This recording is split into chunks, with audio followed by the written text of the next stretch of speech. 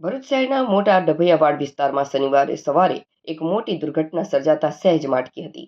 અહીં આવેલા 4 માળના સઈદ મહેદેવિયા એપાર્ટમેન્ટની ગેલેરીનો એક મોટો ભાગ સવારે 11 વાગ્યાના અરસામાં અચાનક પત્તાના મહેલની જેમ ધરાશાયી થયો હતો.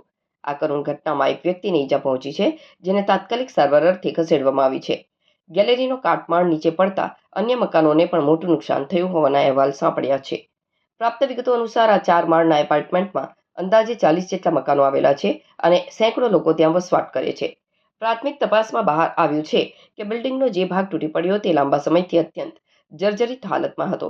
ગેલેરીનો ઉપરનો ભાગ તૂટીને નીચે પડતા તેની ઝપેટમાં નીચેના અન્ય મકાનો પણ આવ્યા હતા, જેના કારણે ત્યાં વ્યાપક નુકસાન થયું છે. ઘટનાને પગલે સમગ્ર વિસ્તારમાં ભારે અફરાતફરી અને દોડધામ મચી ગઈ હતી. ઉચ્ચ અધિકારીઓ અને ફાયર બ્રિગેડની ટીમ તાત્કાલિક ઘટના સ્થળે દોડી આવી હતી.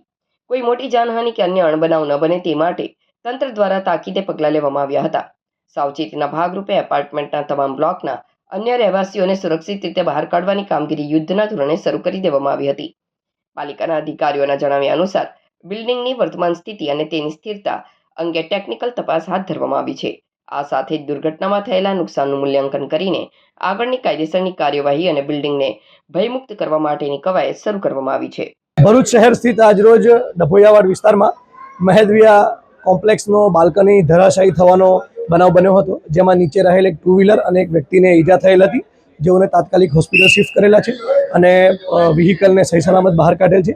તેમજ અન્ય અહીંયા જે જરૂર પ્રમાણે ઇલેક્ટ્રિસિટીના કનેક્શન તેમજ ગુજરાત ગેસની મેઇન લાઇનને બંધ કરાવેલ છે અને પરિસ્થિતિની ગંભીરતાને જોતા તમામ વ્યક્તિઓને અહીંયાથી દૂર રહેવા માટે સૂચન કરવામાં આવ્યું છે.